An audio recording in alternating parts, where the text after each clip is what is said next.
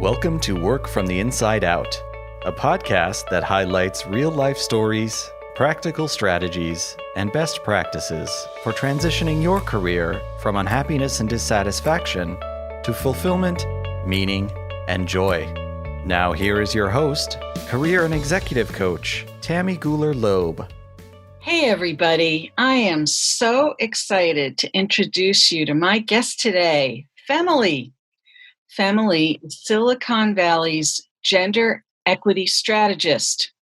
As a gender cultural studies master's with a big firm management consulting background, Femily speaks at and advises Silicon Valley and other male-majority sectors like law, finance, and engineering on gender, equity, and building an ally culture. She is an expert media source and a digital CEO. She teaches popular online courses on leading and making a real impact in today's male-majority world. Please join me in welcoming Femily. Hi, hey. Good morning. Hey. Hey, welcome. So, as you know, we are on Work from the Inside Out, which is all about career transitions and the kinds of things that people navigate throughout their careers, ups, downs, sideways, all those things. And Femily, you have had a variety of twists and turns and changes in your career. So take us back to some of the earlier years and tell us, how that led you to where you are today. Sure, absolutely. I love that you say twists and turns. It's true. I think I'm a very elder millennial. And so I'm one of the first in the new generation of workers who had a much more twisty, turny career path than my predecessors. It's true. So when I was getting my master's, I worked in a computer lab, the campus computer labs. I managed them and learned all the computer stuff. This was in the early aughts. And from that, that was just a boring grad school job. And so afterwards, I got my dream job working at MIT running the Women's and Gender Studies program. And that dream job came through a rather odd chain of events where I was hosting a garage sale and I felt very tired because it was the end of the garage sale. And I was like, oh, I can't bear to talk to another person. We're basically almost closed. But then I had this light bulb go on in my head. I saw this interesting woman there and I was like, there's something, I have to talk to her. Like I have to get it up and go over and talk to her. So I went over and was like, hi, what are you looking for? Blah, blah, blah. And she started talking to me and she's like, oh, you just graduated. Do you have a job yet? And I was like, no, I'm looking. I'm still working at my old college job, my master's job. And she was like, oh, actually, I just got an email this morning advertising this job that became my dream job, right? So she was like, I'm going to go home right now and email it to you. And then you have to apply for it. You sound perfect, blah, blah, blah. So I applied for it. And I guess 700 people applied for it from all around the globe. Thankfully, I didn't learn that until I'd already gotten the job because that would have been I don't know if I could have boosted my own self-esteem up enough to have gone through that. But I later heard that the reason they chose me out of all of these 700 people was, yes, I had the women's studies background, but I assume most of them did, or some similar background. But I have this computer background. And because it was MIT, they were like, oh, she's technologically savvy, which I can see why that would matter. But also it was just an office administration job. And so they wanted me to be able to help them with the computer questions they had as they were all moving into computer land. And so for me, it was like the oddest mix of things that together gave me that job, but it was my dream job. It's still one of the best, for sure, the best jobs I've ever had. And yeah, I know that's the beginning. It's funny, but I love the story of how you got your first job out of school because, and it is your first job out of school because I know that you went right from your bachelor's into your master's. It was kind of like a combined or blended program out of out of Simmons College. It was like a 5-year kind of combined Yes. program, and in gender and cultural studies. And I know you also studied psychology and sociology and women's studies. And then, so there you were, kind of fresh out of school. You had this job on campus at the computer center, and you had this, rich academic background, right? And then you meet someone at a yard sale. Right. Right. But this is how people get jobs. It's when there you were tired, and yet you were open to this person who you make this connection in sort of a serendipitous way. And then you get plucked 1 out of 700 people into a job that we already talked prior to this. You were there for 7 years. I was. I mean, who would think such a happenstance thing would lead to a 7-year job? It's still my longest job that I've ever had.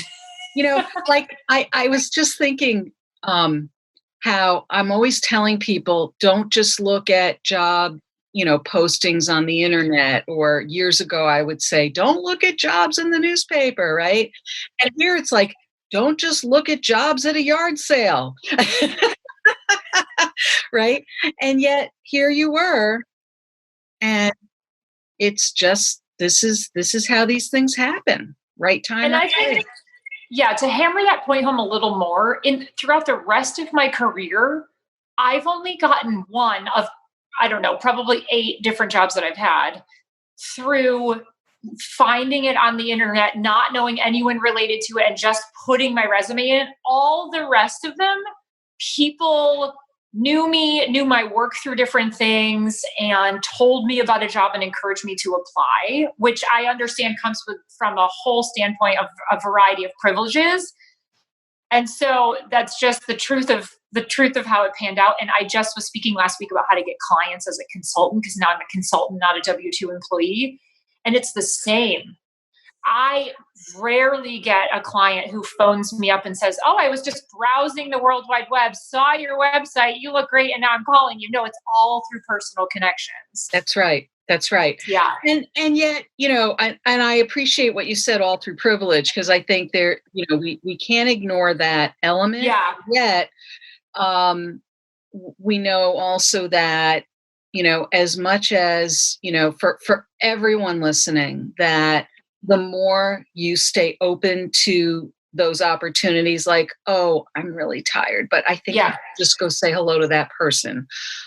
All those little moments do add up to something. So you had an amazing opportunity at this position at MIT to really, spread your wings and grow and develop over those 7 years. You did a lot of different things while you were there. And tell us more. Sure. So they basically hired me to keep the program ticking forward like an office manager position, right? So, and I had lots of peers on campus who were like the administrator running the English department, the math department, the computer science department, et cetera. And so the job was come in, make sure the finances are right, make sure the faculty have what they need, and then go home, right? But what I did, well, I first learned that, right? And then I was like, oh gosh, this is going to be boring unless I make it my own here. And so I started asking the faculty what was it that they wanted to sort of do with the program and what were their priorities, and could I help them figure out how to move from point A to point B. And they had a huge diversity priority. They had a lot of awesome white ladies that were in the program, but beyond that, they didn't have many other kinds of feminists. And so I helped them broaden out and increase racial diversity, the gender diversity, all of that stuff by putting into place an initiative basically that included branding and strategic events strategy for the different kinds of events that we would start to offer, et cetera. So I went into all of those spaces and sunk my teeth into them and tried them out, and really got to practice a lot of different things because I took it on myself. And that's one thing that I advise women to do today as a coach of women in leadership, is to perform the duties of act like be like the position that you want 2 positions ahead. So be very clear in what you're doing, that you're aiming for, practicing, and behaving like someone who is inevitably going to be leveling up and getting promoted. Mm-hmm. I'm curious about that. You just said, that you said that you figured out this position was going to get boring if you didn't start making it your own. And I'm wondering about, I'm curious about at which point did it start to get a little boring? And I want to add to that. And I'm wondering what made you decide to start making it your own versus, let's say, start looking for another job. I think in this day and age, a lot of people I know, they get bored, they start looking elsewhere. And maybe you were also looking elsewhere, but what made you decide to make it more interesting where you were, and that you decided, I'll start asking people in-house what we can do here to really expand things and explore some new territory, or at least expand what we're doing.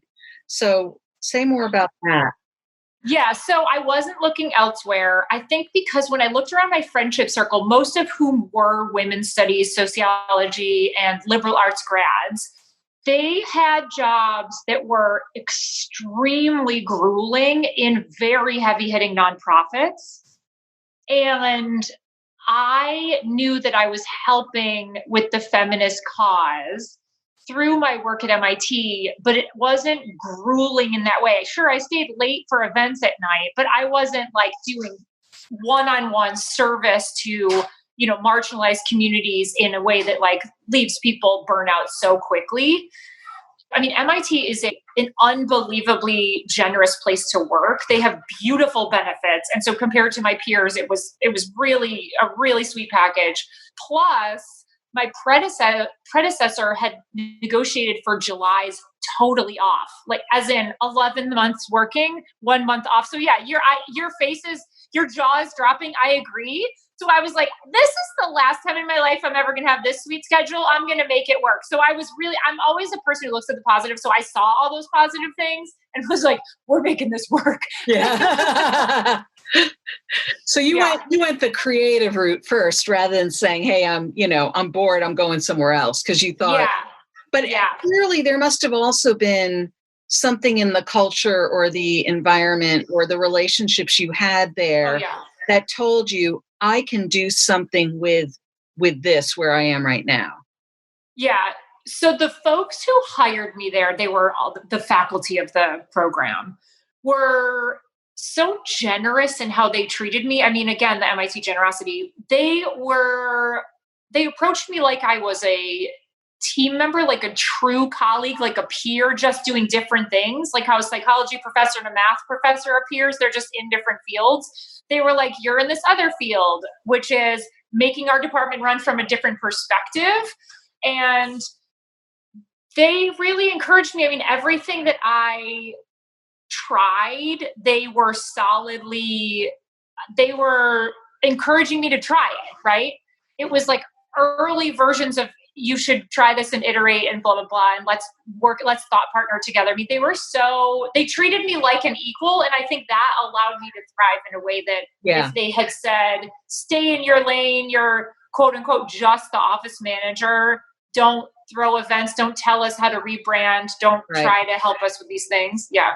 Well, I would say, not to sound cynical, but I would say that you were very fortunate in that situation, because in other academic departments, perhaps at MIT and maybe even at other institutions, because I know I also worked in higher ed for a while, would not be an experience that people have in other places, even having a master's degree.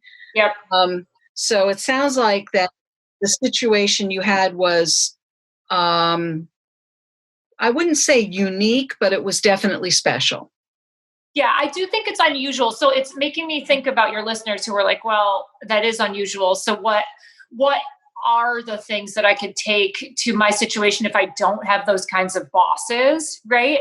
The things that specifically stand out are they give me a very wide range in which to be creative. But even in jobs where you are supposed to be this person with a very narrow job description, rising to the top of what creativity is allowed there and then pushing it a little, right? Because I've had other jobs since then where they definitely wanted me to just come in and make widgets, basically the widgets they had in mind, and then go home. Yeah. And yeah, so even within that, so I made the widgets, but then I was a part of starting an employee resource group to advocate for LGBTQ rights in that organization, right? So there's different ways to do the creativity within your job that made it rewarding for me when I was doing it, even if I had a widget making boss. So yeah, so I mean, I think what you did was amazing and great that you had the kind of leadership and colleagues at MIT to do that. And we would, of course, encourage anyone to attempt to do that. Sure. Wherever they go. And maybe there would be ways, even in another organization, where, let's say, the leadership may not be necessarily quite as open to that. Like you said, to rise to the top. Maybe you just create smaller spaces to make those things happen. Maybe you can't do it quite as sweeping as you were able to do at MIT. And I'm sure there were ways, even in the confines of a large, academic institution. I'm sure there were, certain systems and processes you still had to jump through hoops to get done, right? So anyway, so tell us how that developed. I was able to start iterating. So year 2, year 3, because in the academic world, right, you have to wait a whole year before you can try something new in terms of how are we going to have our spring kickoff only happens once a year. Right. So anyways, I started iterating. That was awesome. It was fun. And then I was approached by someone who was running a Women in the Media conference. Because I was out in the community and I was like, how can our cool department that has a bunch of money support your community organization and your community effort? So we partnered with someone who was running the Women in the Media festival or conference. Anyways, Women in the Media something. They hosted a conference, their annual conference at MIT, and I helped them do all the space-related stuff. And so I was in the mix there, which was extremely exciting. And then I also hosted this women's film festival there that had been looking for a space. So that was really exciting. And through the Women in the Media Festival, again, the story of me meeting someone and they saying, hey, I have a job for you. Someone who I met there who saw that I was extremely organized and a go-getter and also very friendly. I think those were like the main things. She said to me, actually, I'm about to open a position in my office. I need someone who's going to go in there and make it all happen without much guidance and who's going to basically take my public relations firm and make it more organized and help the people who work there get a lot more organized about their workloads. And I was like, yeah, absolutely, I can do that. Even though I'd never done that before. I think she was like, you seem like a can-do person and you're very organized, which luckily she saw that because so I ended up taking that job. And where was that? Who was that? That was in New York City in a public relations firm. It was a small boutique public relations firm. We just focused on progressive organizations and thought leaders. Yeah, and getting them press. So that was exciting for me because I had 2 things there. I was doing public relations and learning it really from the ground up from someone who didn't know classic PR at all, which was exciting. Wow. Yeah. But truly, if I'd seen that job description out there on the internet, I would have been like, I have none of these skills. I literally have never done any of these things before, but it was more of an aptitude thing. And because someone had said to me, you might consider applying, then I was like, okay, why not? Yeah. Oh, I love this. This is so interesting. Very interesting how I've talked to several people lately who ended up stepping into roles that on the surface or on paper looked like they weren't qualified for it. Yeah. And yet somebody saw something in them and had them step into it. And they both brought something to the job that was really needed there. And yet they also grew through the job as well. And it's a very interesting blend. And I'm constantly encouraging my clients sometimes to apply for things in this way. Right. They're hesitant to apply for because they think that it is not necessarily the right job for them. So I would encourage my listeners to look beyond the job description, form the relationships you need, get known by a variety of people through your networks to have them see those things. This is, listeners, listen to what Family's saying here, because this is the kind of thing that gets people hired into interesting and exciting jobs and leads to all kinds of opportunities. And I will say, from the perspective of looking at a lot of gender research about what happens here in this space, I just think it'd be interesting to your listeners that when women basically wait to apply for a job until they're 100% sure that they can accomplish and have done before 100% of the tasks on the job description. And for men, they look at, they're like, oh yeah, 50 to 60%, I'm pretty sure I can do it. And they apply. So there's a huge gap in confidence levels for applying. Yes. And so it is true on the other end. The confidence gap comes from reality. It's not that women are just unconfident out of the blue. There's a systemic thing that's telling us you have to have more skills than the men do in order to get this job. That part is true. But we're selling ourselves short when we also opt out of applying for jobs when we're not even in the arena, as Brene Brown says.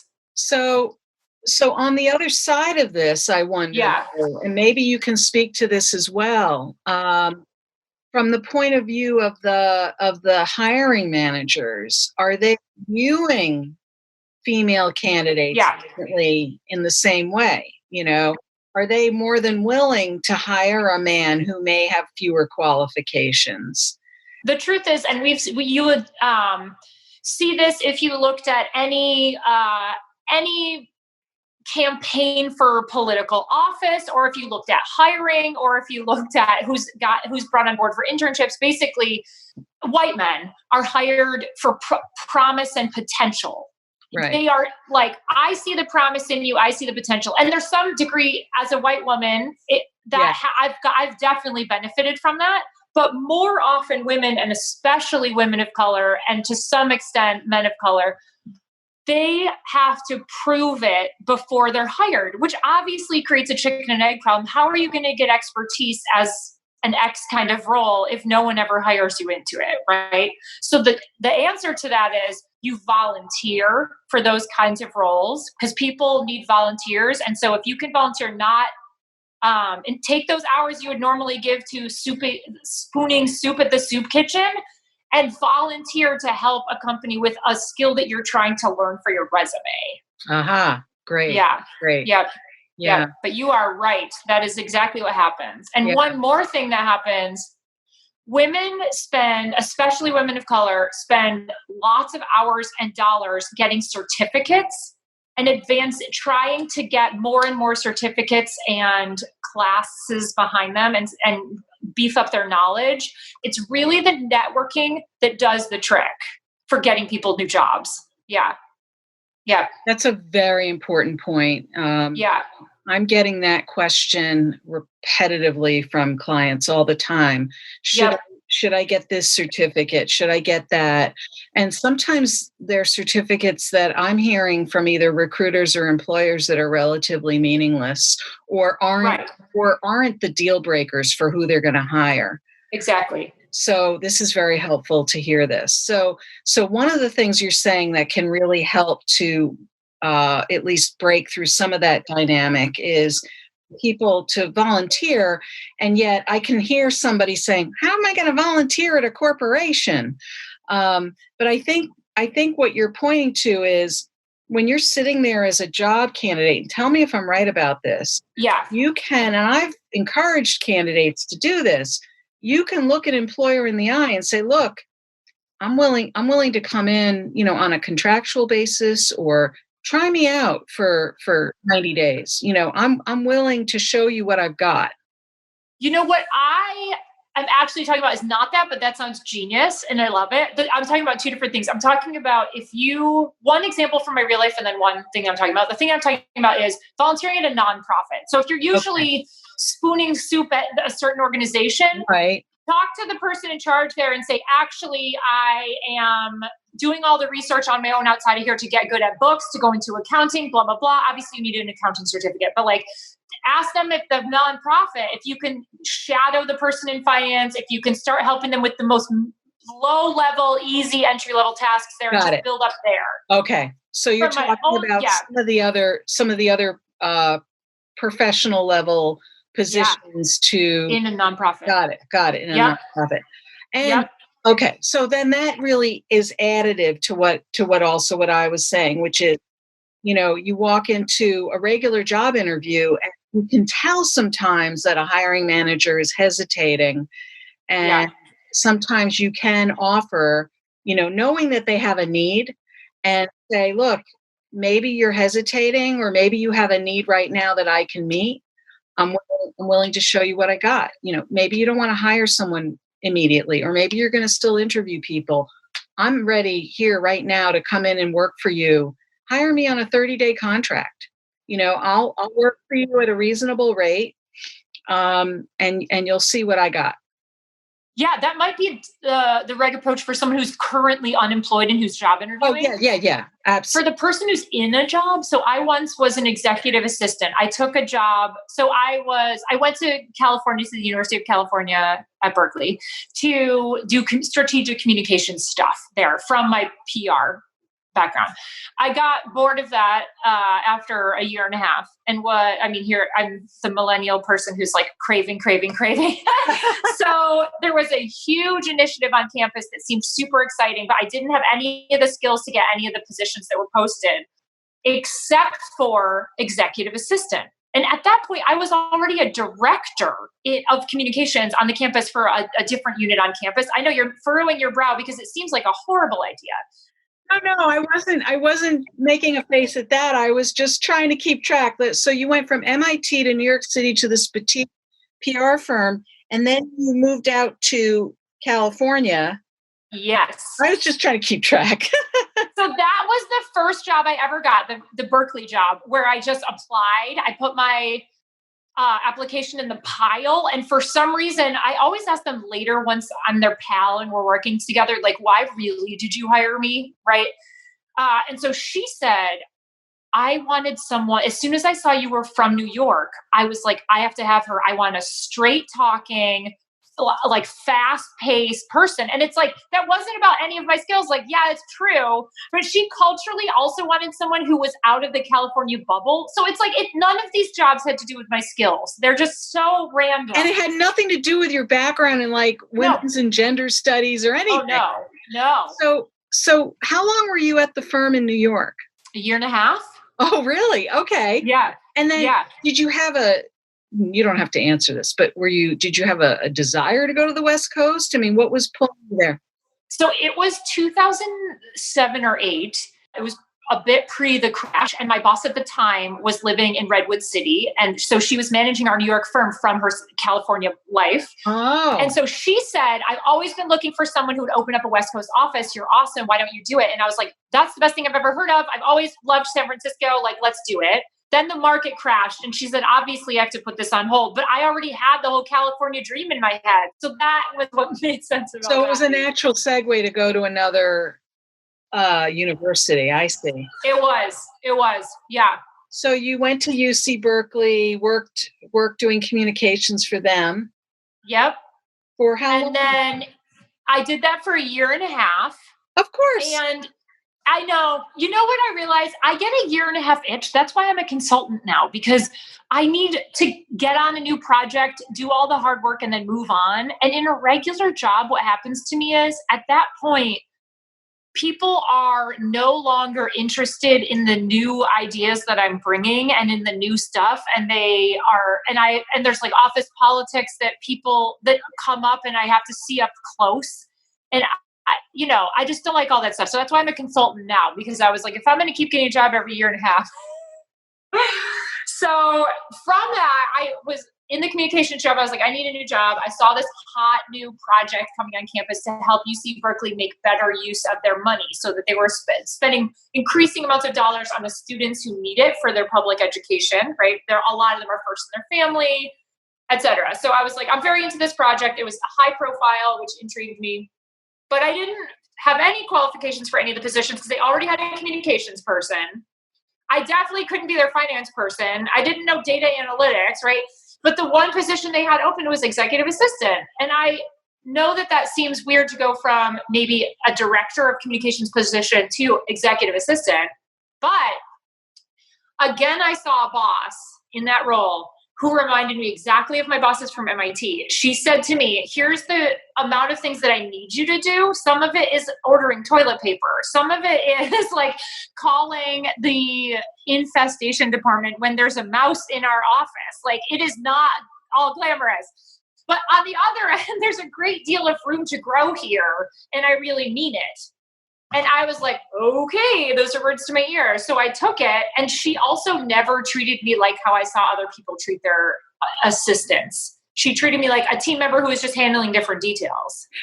Let me ask you a personal question. You don't have to answer. Did you have to take a pay cut to take that job? No. Oh, that's interesting.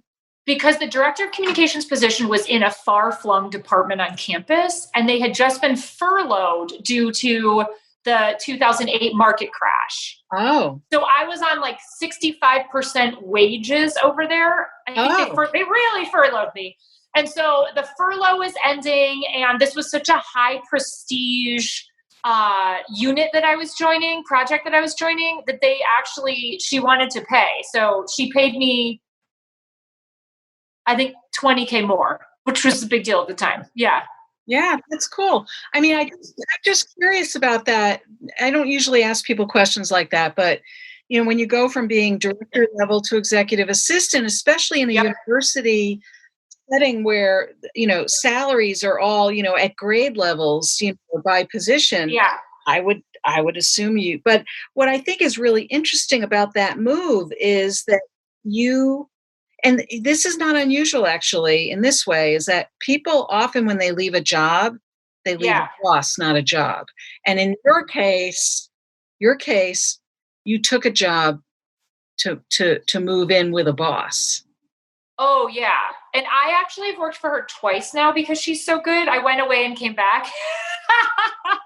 But we'll get to that, I'm sure. But yes, okay. I agree. It was definitely for the boss. It was because if you're a hiring manager and you're out there listening to this, it was because she said the words to me, you can make this your own. I have these certain things that I need you to get done, and this is how I will measure your success. So she was very clear about how she was going to measure my success, which was important to me because while I was in that role, I helped the communications person do a lot of their stuff. Mm-hmm. I helped throw all these different events. It was very similar to my MIT role, and I kept their calendars. And then I also helped do a lot of executive communications stuff. So I was advising them from my public relations days, like how to frame different things. And so that was really interesting.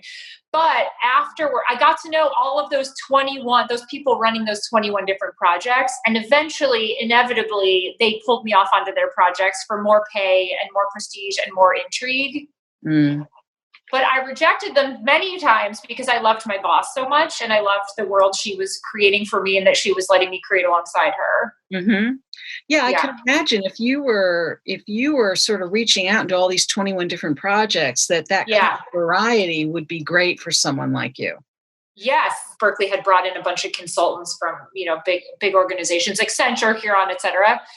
And so they said to me, you seem like you'd really love working in a consulting firm. If you like this project, will you come work at our firm? And so I said, yes. Oh. And this is how I get into consulting. It's through, they said, well, a firm brought me on to start their change management they had a change management program technically, but to beef up their change management program, to make their change methodology. Oh. And so by that point, I'd already served on 2 projects, I should say, as a change manager. I shifted from or up-leveled from communications into change management. Uh-huh. Yep. Yeah, I know. So anyways, then I was working in my big firm lifestyle, flying all over the country to all my different clients, helping them with a number of different things, including technical implementations and the kinds of things I've been doing at Berkeley, but now for big companies like Hallmark and other, national, international, global companies, which was fascinating. Wow. Now, I'm curious, do you mind telling us what firm you were working for? Working with Huron. They had a specialty in higher education. Their main specialty is higher education. Oh. They have a very strong branch in that, but they also do corporate. I see.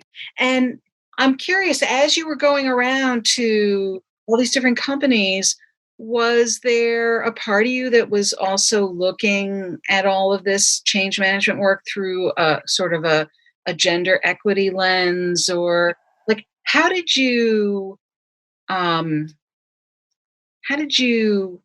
reconcile that part of yourself with all of this? Because I'm sure that you saw a lot of things or experienced yourself a lot of things that must have pushed up against some of your own values or some of your own perspectives on these things.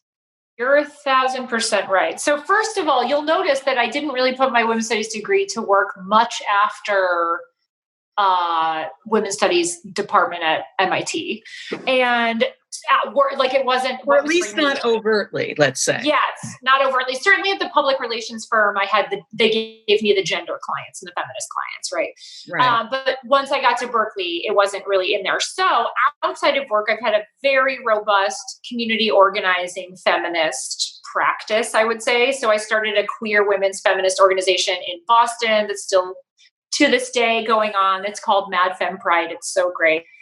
And so I've always done this stuff outside of work in a non-paid capacity in a way that really filled me up. But when I was a big firm management consultant, I certainly saw the gender politics at play. And I'll just say the sexism at play in terms of who got the spotlight and the juicy projects in both that firm and the firms that I was working alongside with, and also in terms of our companies that we were working with. And I worked with folks from all across the country. So it was a big wake-up call. I would serve on consulting teams with folks from very different backgrounds. I mean, in the Bay Area, you run up against a narrower band of ideas, really. And so on this international team, I ran into someone who at a client dinner asked me, Emily, why did you decide to work outside the home?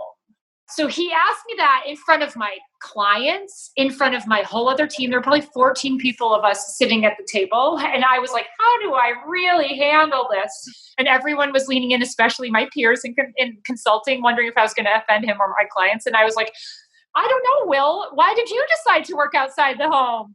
And so I just flipped it back on him. And what did he do? And then everyone laughed very awkwardly and went back to our meal. But it called him out enough. This is only like what, 10 years ago. We're not talking about. Yes. And I was the only woman on the team.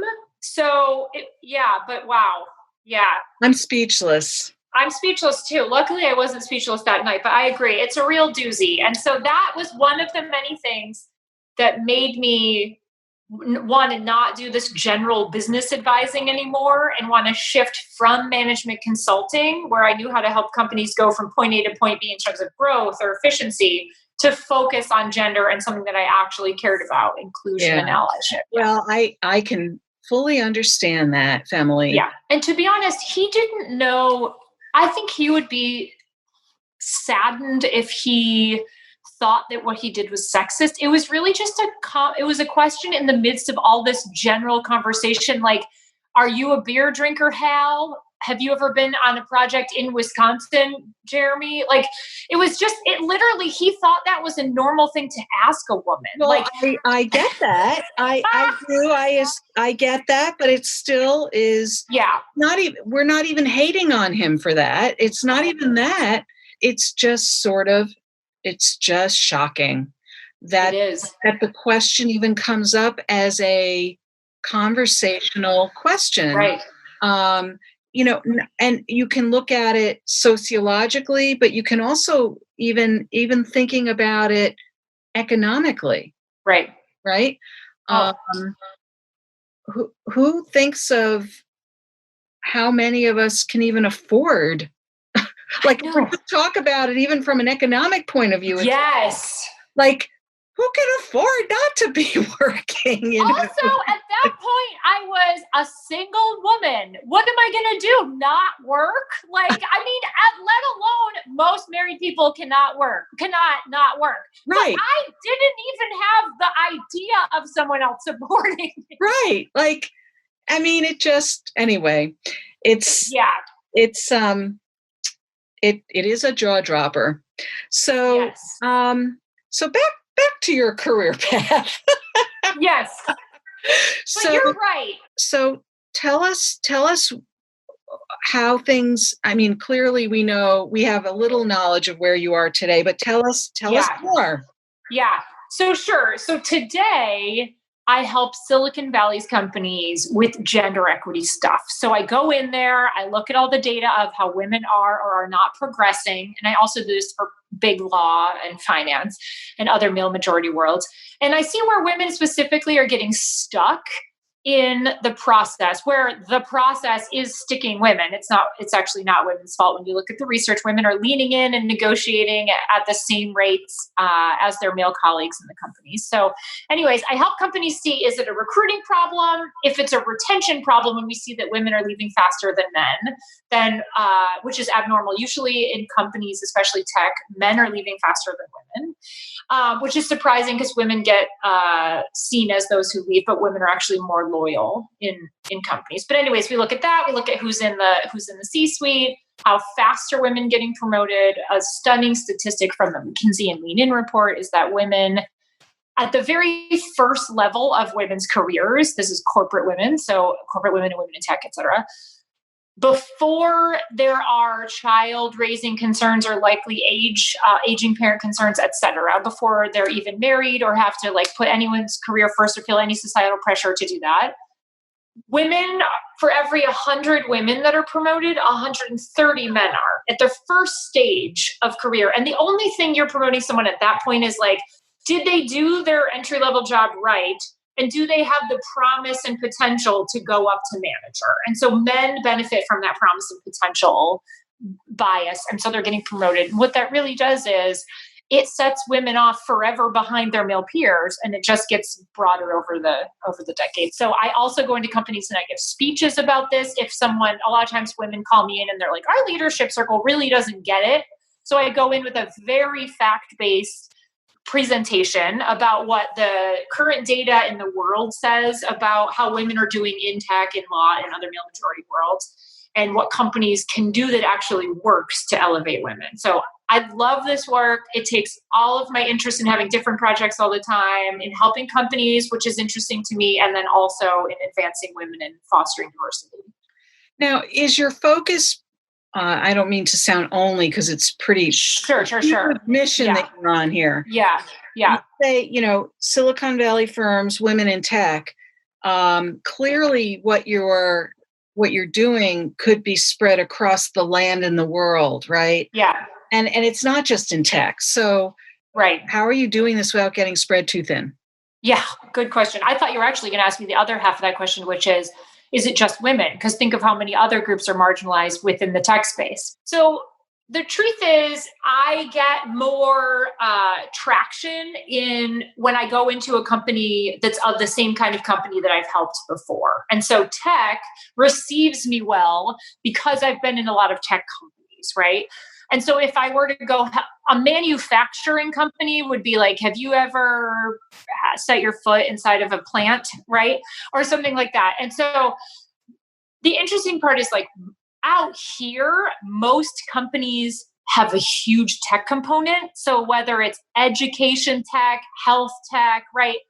I mean, philanthropy tech, right? So fitness tech, there's just so many beyond that. So I'm not just helping software development companies. Right. So it is broader than that. A lot of industries. Yeah.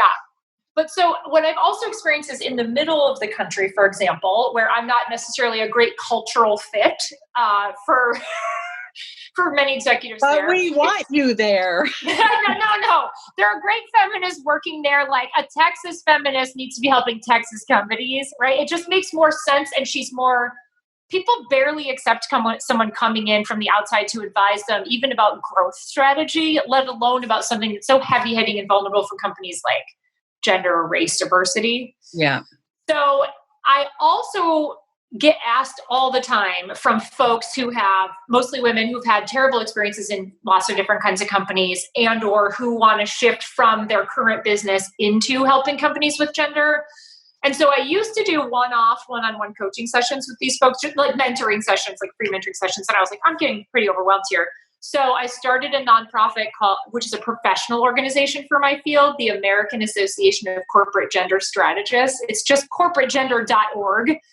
corporategender.org because it's a nonprofit. And so I help folks who are trying to go basically from couch to 5K in terms of getting their foot in the door of doing this work, doing it with rigor, doing it based on what really works to move the needle, etc. So that's how I'm helping in a broader way. And that's not tech focused. Got it.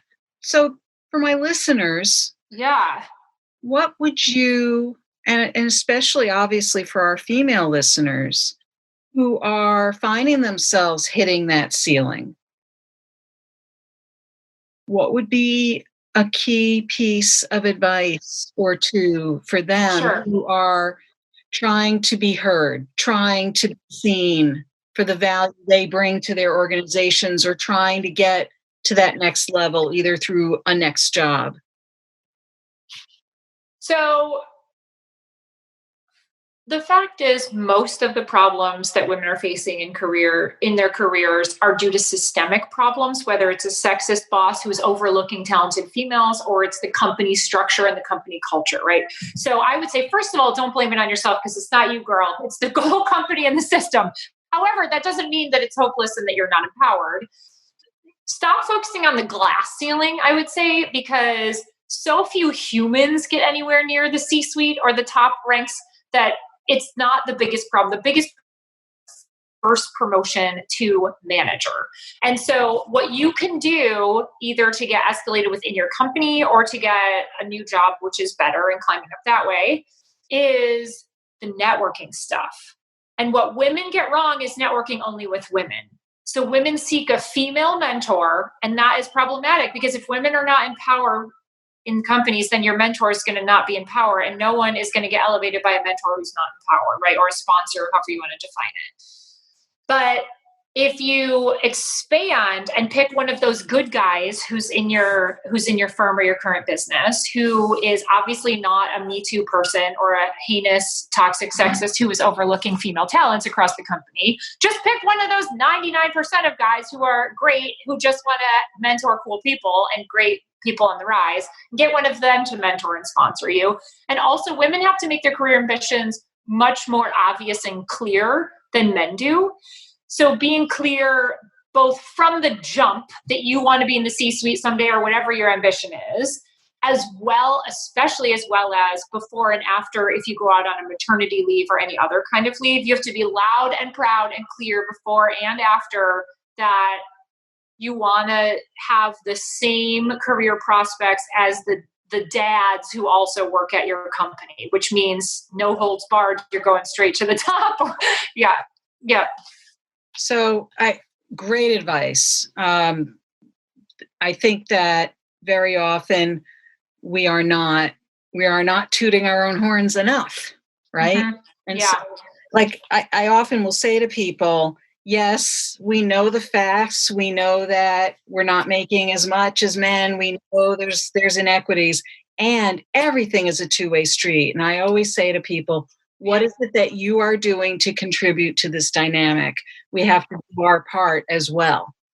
Yep. Or what can you do to disrupt it? I often produce content about the littler things that we're not getting into today. Like, how do you gracefully get the microphone back or the vocal point back in a meeting when you're being interrupted? Because we all know women, the statistics show women are interrupted a lot more by women and by men, right? So how do you gracefully get it back without seeming, like you said before, like the angry female, right? And so I publish tips like this all the time. And if you want to follow me on Instagram or LinkedIn, So we're going to have all of that in the show notes. But what is the first place someone can go to find you and then find all your social media and all that, other than our show notes? Where can they go? Of course. Find me on my website. All my stuff is there, familyonthego.com. And you certainly are on the go, Family. There's no doubt about that. Oh my gosh, thank you so much. This has just been such a rich and full time with you. Thank you so much for doing this. Of course. I love what you're up to, and I'm so excited about your listenership, and consider me part of your listenership too. I'm a new fan.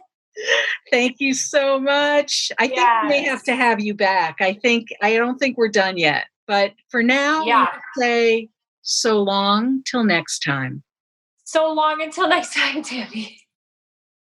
I hope you enjoyed my interview with Femily. It was so interesting to speak with her and learn about her professional journey.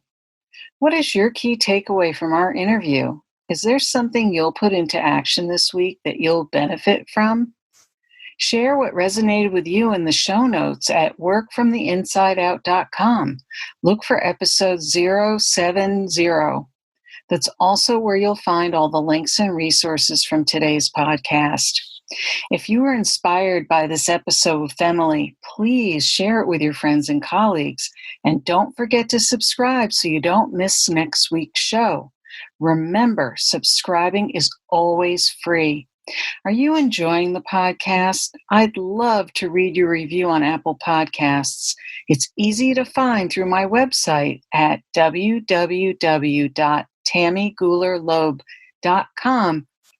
www.tammygoularloeb.com/podcast. Just click on the Apple Podcast button and follow the instructions provided there.